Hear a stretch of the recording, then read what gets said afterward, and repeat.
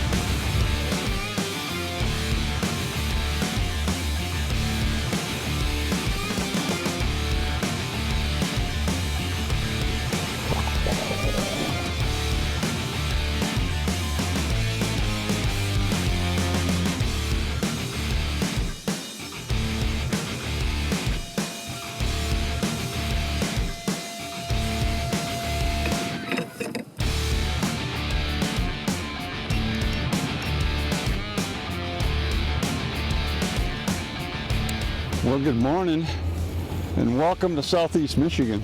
I have no clue what's on here, but I'm getting a little tug at the moment.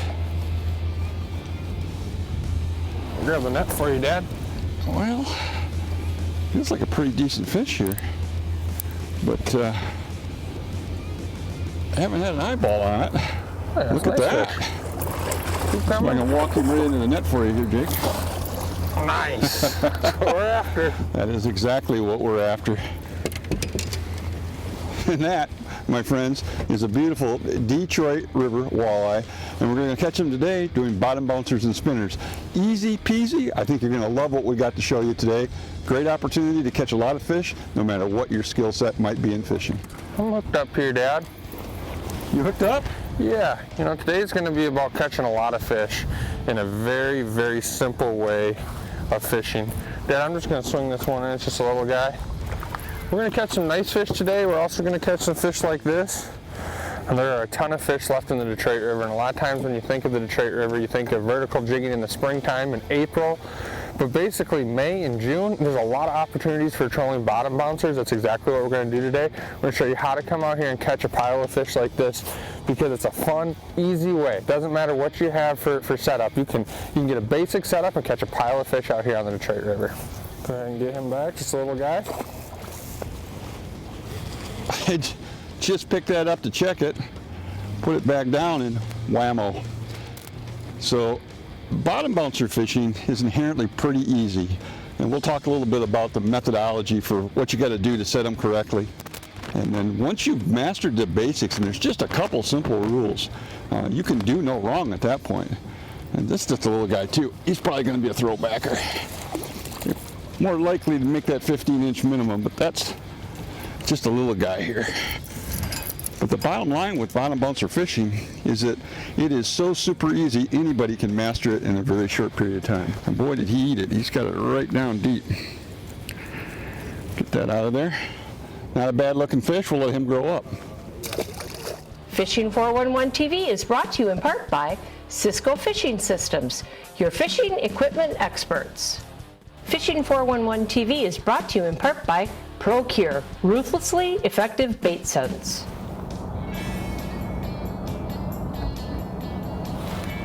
There we go. Hooked up, Dad. You hooked up? Yeah. Good deal, buddy. I don't know how big he is, but it feels like a decent one. Let me give you a little. Kind of had to coax that one into biting a little bit. Coaxed him, huh? Let's see here. Oh, this little guy. Not bad though. We're going to see a lot of eater-sized walleyes today. It's just the nature of the beast this time of year. Tell you what, maybe not the biggest walleye. A pretty cool background to catch a walleye in there, right in downtown Detroit. So he's just a little guy, and we're going to throw him back. But we're going to cruise around today, and we're going to find a pot of fish, and then we'll really get even in a hurry. But right now, one of the coolest things about bottom bouncers is you can cover a lot of water. We're actually trolling at 3 miles an hour right now going with the current, so you can really cover a lot of water when you're going that fast. So we're just going to keep working our way downriver until we find a big pot of them. But until then, we're going to enjoy that city landscape. Uh-oh. Uh-oh. I was busy trying to take a picture, and I got me a fish on. Bottom bouncer fishing will keep you busy. Not only are there a lot of walleyes to be caught doing this, but there are a lot of other fish species in the Detroit River as well that you can catch. And so you will go through a bunch of bait. I would recommend for a day of fishing here, no less than 10 dozen crawlers. And it's not uncommon to go through a lot more than that. So that's a lot of bites in any given day. That's a lot of fun. And this is a pretty decent fish right here, Jake. I'm going to have you slip the net on this one. That is a good one. That's one I might want to take home to eat. Nice. Nice fish, Dad. Look at that. Now this is pretty representative of what you're looking at. There's going to be a lot of fish in this class, some smaller, some bigger. I think realistically 20 to 22 inches is probably about the average larger size fish you're going to see. But as far as your eating class fish like this, it doesn't come much better. And you're going to put a pile of these in the boat in any given day, May and June. So let's take a second and set this bottom bouncer on the river. One of the things about river bottom bouncer fishing you want to keep in mind is don't overthink it. It really is a simple presentation. You want to use a heavy enough bottom bouncer to be able to feel bottom. And when it comes to speed, a lot of times we preach set your speed first and you're going relatively slow with bottom bouncers. Well, in a river, take all that out of the picture. And you want to go a little bit faster than the current. Now our speed is going to change throughout the day because the current in the areas that we're fishing are going to change. What I like to do is set the boat going down current, set everything in the water and take a look at it. And if the speed we're going is fast enough that the blade is rotating on its own, perfect. But if I put it in there and that blade's kind of doing one of these things and not fully rotating, I need to speed up. And that's exactly what's going on right now. I look at that blade and it's not doing what I want. So I go ahead and on the key fob here and I'm just going to up it a little bit. That's what I like to see. Now I got that right speed going, I go ahead and set that bottom bouncer. To do that, what I'm doing is I'm letting it all the way down to the bottom until I feel that bottom bouncer hit the bottom. Now in this case I'm using a 6-ounce bottom bouncer, so there's no question when it hits bottom, thunk, there it is hitting the bottom. So then what I do is I put my thumb on it and I let it pull tight, let the boat pull forward. What's happening now is that bouncer is actually picking up a little bit up off the bottom. I go ahead and I drop it back again. Now the second time when it stops, that's when I click it over and I go ahead and I put it in the rod holder. Now you can do one or two things. You can either keep holding on to the rod or you can put it in the rod holder and fish multiple rods. But I tell you what, it's really hard to beat putting that rod in the rod holder and letting that rod do the work for you. You'll watch that rod load right up. That's when you got to fish and that's when it's time to have fun. So bottom bouncer fishing is as simple as you want to make it. You can make it real technical, but I'm telling you it's a very easy style of fishing to catch a lot of walleye. I believe I am hooked up. And they're keeping us busy here. Going through a lot of crawlers, going through a lot of fish. And what a beautiful morning to do that. One of the things to keep in mind about bottom bouncer fishing is that the way we set a bottom bouncer is pretty specific, but also the types of rods that we use is really important. You don't want to do this with a stiff rod. This has to be done with a very flexible, soft-tipped rod. And I'm just going to swing this guy in here again. Not particularly giant. You'd make that 15-inch minimum, but that's not what we're looking for. But that soft rod is important, and the reason that soft rod is important is we want the fish to bite but not necessarily feel the resistance. So that soft tip gives and makes it so the fish can't really feel the resistance of the bottom bouncer. But it also telegraphs the strike, and that's important because we're using the rod tip to tell us when we have a bite. But the rod still has to have enough backbone to pull a big heavy bottom bouncer and also to fight a heavy fish. So it's something you don't typically see a lot of, and that's why Jake and I helped Eagle Claw design these bottom bouncer rods, especially for this presentation. People fish bottom bouncers all across the country, but you're going to really struggle to find a rod designed for bottom bouncer fishing. The Starfire X bottom bouncer rod is absolutely spot on. Has the right length, the right action, it has all the features you're looking for live bait harness fishing like we're doing today. Fishing 411 TV is brought to you in part by the Ultimate Sports Show Tour. Fishing 411 TV is brought to you in part by Fishhawk Electronics. Going fishing without a fishhawk is called boating.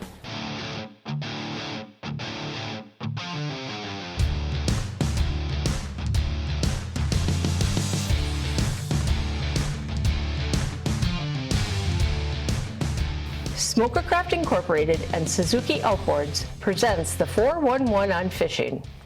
You know, primarily today what we've been fishing are spoons, and spoons are one of my favorite things to fish in the Great Lakes because honestly, they're just simple. It's a chunk of metal, and we can doctor them up by adding things like Procure to the spoon, but the spoon itself is just a simple presentation. They come in a lot of different sizes, a lot of different colors. But on Lake Michigan, where I seem to do my best is the standard size spoon. This is a Silver Streak standard that I have here. And one of the things that we get asked a lot is about glow. Do you like to fish glow? And I do like to fish glow, but personally I don't like to fully commit to all glow spoons. But like this spoon right here is an all glow spoon. And it seems to be you get to that witching hour and the glow just simply isn't working anymore. The sun's coming up fast and you're wanting to switch to a silver back or a shinier spoon like I have right here.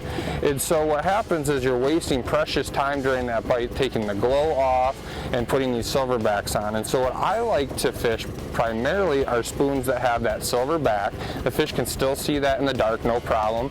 But the one thing that like a spoon like this has is a little bit of glow tape. So I can glow that tape, you get the glow, you get that attraction in the dark, but then in that special time, you still got that silver back. And then sometimes I'll switch those out even as the sun gets a little bit higher, but it allows me to be a little bit more fishy during that window and not worrying about switching my glow spoons out to my silverback spoons. The one thing you got to remember is that salmon eat alewives, and alewives aren't swimming around here glowing. These fish have absolutely no problem seeing that silverback spoon in the dark, but aiding with a little bit of glow tape really helps in catching these fish. There we go. That's a better fish right there. Yeah. Oh yeah, that's what we're looking for. That's what we're looking for. Nice. Nice. You know, one of the nice things about these bottom bouncer rods that we have here is they just got such a nice soft tip so you can really see those bites. But they still have plenty of a backbone to be able to fight quality fish and more importantly handle these big bouncers that we're running today. It allows that fish to be able to grab the harness without really feeling any resistance. If you use too stiff of a rod, you just simply can't see the bites. And a lot of times those fish will grab a hold of the harness, and by the time you get that fish grabs it, he feels it, opens his mouth, and you just simply don't ever see those fish bite. So you need a nice soft action rod, and these rods are just perfect for that. This is a nice fish, Dad. I'm liking what I'm seeing here. A little closer. Nice. Yeah, we'll take that. Ain't nothing wrong with that. We'll take that guy right there. That is exactly why you travel to the Detroit River May and June. Tons of fish this size in the system to be caught, pulling bottom bouncers. It's a really fun way of catching walleye on the Detroit River. I want to describe the bottom bouncer setup we're doing here. We're fishing in Ontario waters, which means we can only fish 2 lines a person today, but 2 lines is going to keep you plenty busy. My forward line here is a 6-ounce bouncer. I've got it a little bit further forward, and I've got it outboarded, so I'm getting a little bit more coverage away from the boat. So this is a 6-ounce at a very steep angle behind the boat. It's going down very steep angle. Then back here, I've got a 4-ounce bouncer, and what I've done here is, obviously to get to the bottom, I have to let the 4-ounce bouncer a little further away. That gives us some separation, so our rigs aren't on at exactly the same spot in the bottom, so we're fishing a little bit different substrate on the bottom, covering a little bit more water. Also, what we've done is different. Normally when we talk bottom bouncers, we're telling people that we like monofilament, and that's true. For normal bottom bouncer fishing, I think monofilament is a good choice. But in this situation where we're trying to get to the bottom in deep water at a relatively high rate of speed, I highly recommend a braided line for this, and we're running 10-pound super braid. So a 10-pound super braid tied right to the bottom bouncer, and then of course our HammerTime harness behind the bouncer. That setup between 4 and 6-ounce bouncers will catch you a ton of fish. Well, let's take a second and talk about the rig that we're catching these fish on today. We're using bottom bouncers and spinners, which is probably one of the most iconic ways of catching a walleye anywhere walleye swim. I'm telling you, you can take this system, and if there's walleye in a body of water, you can be successful with a bottom bouncer and a spinner. And basically what a bottom bouncer is a chunk of weight with a long wire arm. What happens is that bouncer will actually bounce the bottom and then ride for a while and then bounce the bottom, and so you're fishing relatively closely to the bottom. And then in this case, then we run back on a harness lead that comes back from the bouncer to the crawler harness. And this is a HammerTime harness from Yakima Bay Company. My dad and I helped develop this harness. And the reason why we wanted to develop a harness is because we wanted something that was durable, something that had quality hooks. It's tied on 15-pound test fluorocarbon, and it's not a finesse style presentation. I want it to be durable because we're going to catch a lot of fish. If you lighten your leader with a crawler harness, you're just simply going to go through more harnesses through a day of fishing. And so what I'm looking for here is we have a series of beads. We have a clevis on there. This is a quick change clevis, so we can swap our blade out. And then of course the HammerTime blade that we have here. Now this is a Hildebrandt blade from Yakima Bay Company. So these harnesses are really cool, and you can literally just buy the package, tie them on, and be successful. You can either tie your own, or we have this option right here. So it's a very simple system. Once you learn how to bottom bouncer fish, you're going to be successful in a lot of different bodies of water all over the Midwest. Fishing 411 TV is brought to you in part by Abyss Battery. Power your pursuit. Fishing 411 TV is brought to you in part by Big Bite Baits and Steel Shad Premier Fishing Lures. Ooh, there you go. Doubled up here, Dad, actually.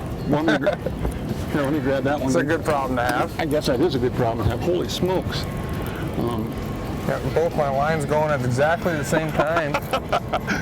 This feels like a pretty good fish too. I'm gonna grab the net. All right, it's every man for himself here. Every man for himself on the Detroit River. Well, that's a beautiful fish. Just hold that right there, and I'll see if I can get this one to come in with it. I'll speed this up a little bit. Oh, mine's not nearly as good as yours, but still maybe a scooper. Let's see here, and double. Perfect. Double scoopy.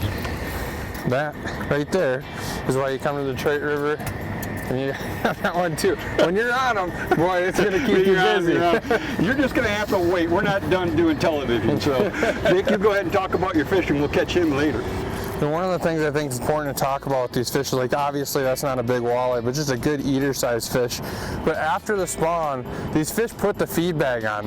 They stay in the river because there's a lot of food in the river, and you just see how fat that fish is right there. That is a fish that needs to go on a diet because he has spent pretty much the entire after spawn feeding like crazy. So his diet for me is going to be a fish sandwich. You know, when you get involved in this whole bottom bouncer and spinner thing, pretty quick you're going to come to the conclusion you need blades. Blades, blades, and more blades. And this is what I've discovered is the most efficient way to store them. I just find that opening up a Plano box like this with these little foam boards in here, that you can put a ton of blades in a very small space. And I can have all the colors I want, I can have all the sizes I want, in a very compact, easy to store in the boat type of fishing tackle storage system. So a couple of these is going to literally store hundreds of blades. That's all you could possibly want. Give you all those color combinations for different water clarities.